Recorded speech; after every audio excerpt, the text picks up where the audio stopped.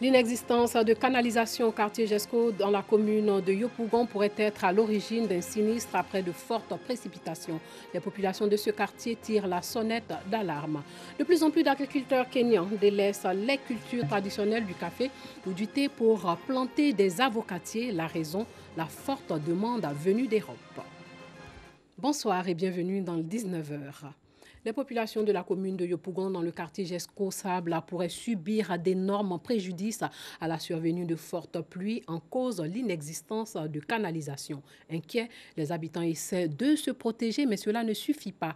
Ils attendent des autorités qu'elles se penchent sur ce problème. Moussa Koulibaly, Juliette Ouéa. Yopougon Jesco-Sable, corridor nord d'Abidjan. Dans ce quartier, la saison des pluies rime avec inquiétude. Aucune perte en vie humaine enregistrée lors des récentes précipitations, mais les populations se sentent menacées quand la pluie tombe. Dans le quartier, en tout cas, nous ne sommes pas à l'aise quand il pleut. Quand il pleut, l'eau rentre sur nous. Ça rentre vraiment sur nous. Parce que quand il pleut comme ça, on ne peut pas sortir. On est obligé d'être coincé. Même les voitures ne peuvent pas rentrer dans le quartier. Adiza n'est pas la seule concernée par cette difficulté. Bon, ce jour même, l'eau était rentrée dans mon magasin, était en train de vider mon magasin. Les enfants courent venir m'appeler pour me dire « Ah, maman, viens que l'eau a rempli une maison. » Bon, moi, je pensais que c'était petit affaire. Je viens, j'arrive, vraiment, on n'arrivait pas à rentrer dans la maison. J'étais obligée d'aller dans la douche. Douche pour aller se cacher là-bas.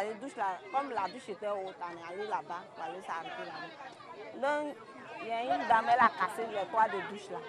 J'étais obligée de faire sortir l'enfant par là.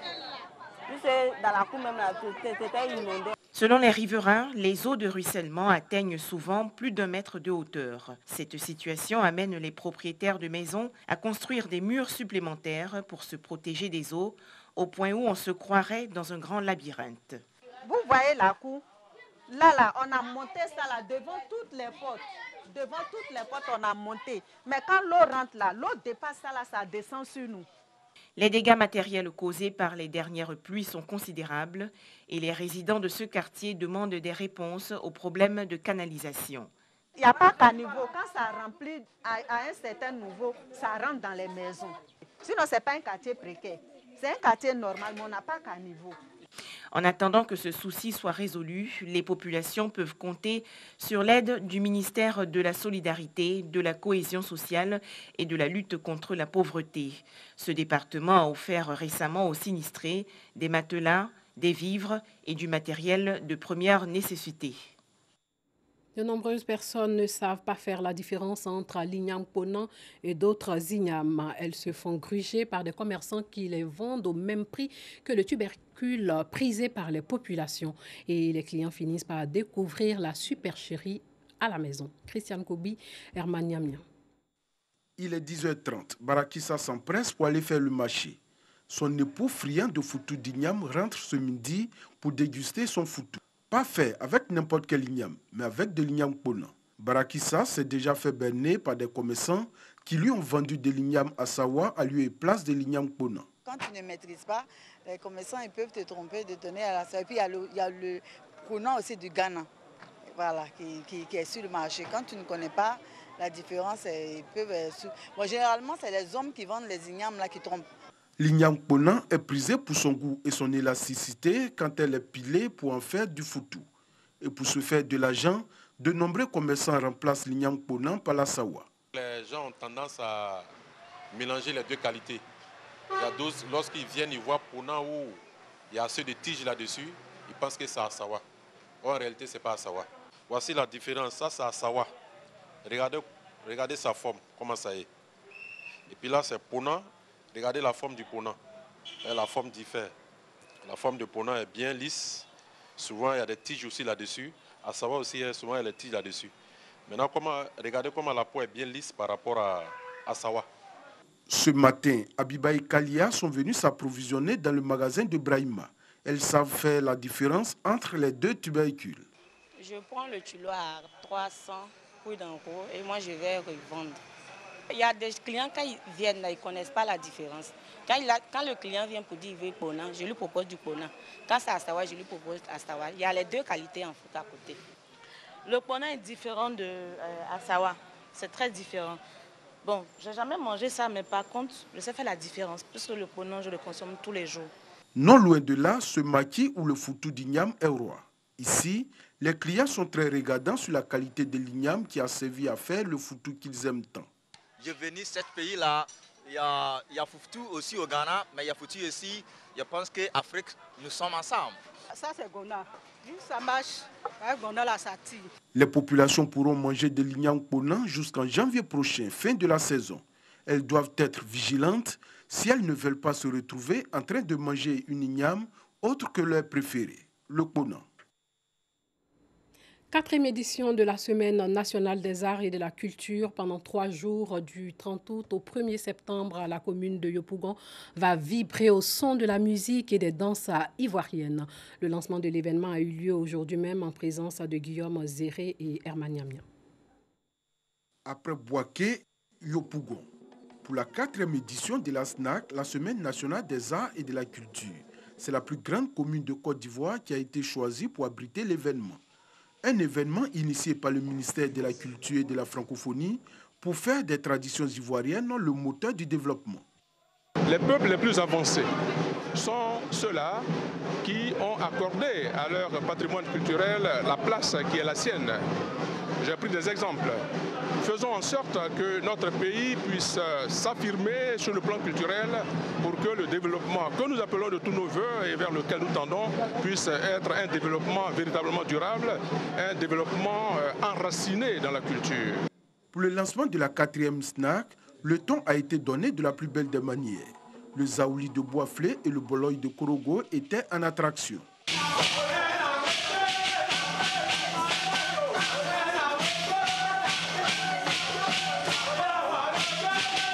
De quoi rivaliser avec la musique urbaine. Ce qu'on va montrer ces jours-là, les gens de Coupe de Carré vont se préparer parce que là, ils vont venir s'imprégner des pas pour aller danser la musique. Parce que là, on va casser la baraque ces jours-là. 10, c'est le nombre de régions qui seront représentées à cette semaine culturelle. L'information a été donnée à la cérémonie de lancement ici même, au sein de la mairie de Yopougon.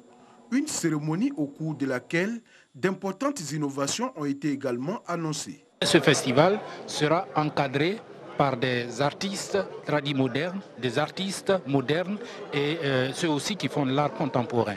Parce que nous estimons que c'est là le véritable appât qui va permettre aux jeunes de venir voir les danses traditionnelles. Et en plus de ça, la gastronomie ivoirienne cette année sera mise à l'honneur à travers des restaurants qui vont présenter spécifiquement des mets ivoiriens de choses du pur terroir et aussi des maquis, mais il va s'agir de maquis authentiques, de maquis communautaires. C'est-à-dire des maquis bété, baoulé, gouro. Du 30 août au 1er septembre prochain donc, Yopougon sera le porte-flambeau de la tradition ivoirienne. 3 jours durant lesquels le pays profond devrait démontrer sur la place CP1 de Yopougon que pour l'émergence de la Côte d'Ivoire, on peut bien compter avec lui.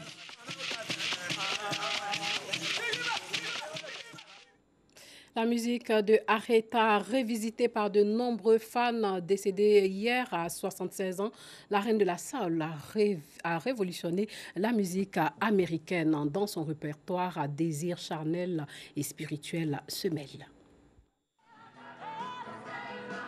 Un torrent d'hommage à la mémoire de la légende américaine Soul Aretha Franklin, interprète d'immense succès, combattante inlassable des causes du féminisme et des droits civiques aux États-Unis. Des anonymes sont venus déposer des fleurs, des ballons et même des aouers en peluche devant la New Bethel Baptist Church, l'église dans laquelle officia son père en tant que pasteur. Cette église s'est transformée en lieu de recueillement.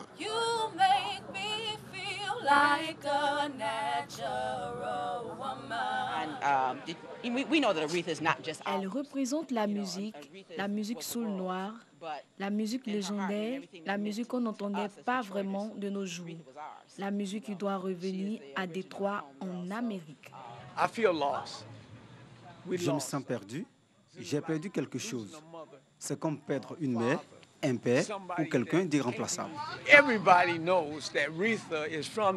Tout le monde sait qu'Aretha est de Détroit. Vous savez ce que je veux dire. Elle est de Détroit et elle nous manquera énormément. L'artiste est décédé à 76 ans des suites d'un cancer du pancréas. Une grosse perte pour le monde de la culture, selon le révérend pasteur Jesse Jackson.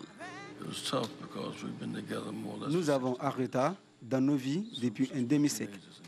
Elle était une star à 20 ans, une superstar à 40 ans, mais elle n'a jamais perdu pied. Cette église est la fondation de la communauté dans laquelle elle a grandi, dans l'état dans lequel elle a grandi, et elle est restée proche de ses racines.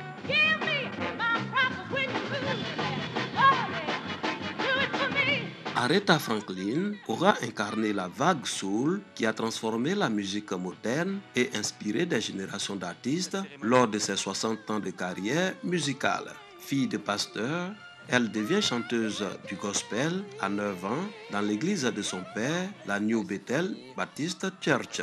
À 19 ans, elle sortira son premier album sous le label Columbia. Aretha Franklin est auteure de ses grands succès, notamment le funk. Elle est 18 fois lauréate du prix Grammy Award, les récompenses de l'industrie musicale américaine.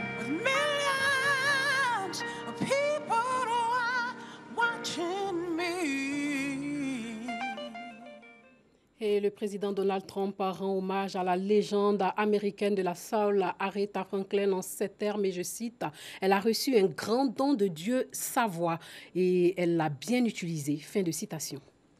Sachez que Soumaïla Cissé conteste toujours les résultats de l'élection présidentielle au Mali. Il appelle ses partisans à manifester demain à Bamako. Des secours ont afflué en renfort aujourd'hui dans l'État indien du Kerala où les inondations ont fait au moins 324 morts selon un nouveau bilan. Le gouvernement met en garde contre de nouvelles pluies torrentielles. L'État du sud de l'Inde fait face aux pires inondations depuis un siècle. 6 000 personnes sont encore piégées. Une trentaine d'hélicoptères de l'armée et 320 embarcations sont impliquées dans les opérations de secours à travers le Kerala. Les pêcheurs locaux et leurs bateaux se sont aussi joints au secours. Et puis les tartines d'avocat font fureur parmi les jeunes européens prêts à débourser une dizaine d'euros pour en croquer. Le Kenya compte bien miser sur cette tendance en développant sa production d'avocats. Des agriculteurs kenyans plantent donc désormais des avocatiers quitte à délaisser les cultures traditionnelles du café ou du thé car la demande venue d'Europe est forte. Le récit de Juliette Ouéa. Tika, à une cinquantaine de kilomètres au nord de Nairobi, capitale du Kenya. Dans cette ferme, les avocatiers sont cultivés de manière intensive. Simon fait pousser toutes sortes de fruits et légumes, mais les avocats sont sa priorité. Il a commencé à en produire il y a 10 ans et continue à planter de nouveaux arbres. Le café nécessite beaucoup de travail et d'entretien, alors que les avocats, c'est beaucoup plus facile. On gagne plus d'argent en travaillant moins. Le gouvernement kényan a bien compris les avantages de la culture de l'avocat pour son économie. En 2017, l'exportation de l'avocat a augmenté de 15%. L'État kényan encourage les agriculteurs à cultiver plus d'avocatiers. C'est également un moyen de lutter contre le chômage. Nous encourageons aussi les jeunes qui n'ont pas forcément de travail à s'intéresser à ces opportunités d'investissement. Dans les pays occidentaux, l'avocat est aussi à la mode. La demande est forte et pour y répondre, les agriculteurs kényans augmentent leur production. Bernard travaille pour une entreprise d'import-export qui a doublé ses commandes d'avocats en 2017. La demande augmente en particulier pour ces pays développés où les gens se préoccupent plus de leur santé. Les avocats kenyans sont produits de manière biologique, c'est-à-dire que le niveau de pesticides est presque réduit à 0. C'est pour cela qu'ils sont populaires. Les Kenyans mangent traditionnellement peu d'avocats. Plus de 90% des productions sont donc destinées à l'exportation. Le gouvernement kényan est actuellement en pourparlers avec des pays d'Asie, dont la Chine, pour inonder d'avocats ces nouveaux marchés. C'est la fin de cette édition. Merci de nous avoir suivis. Portez-vous bien.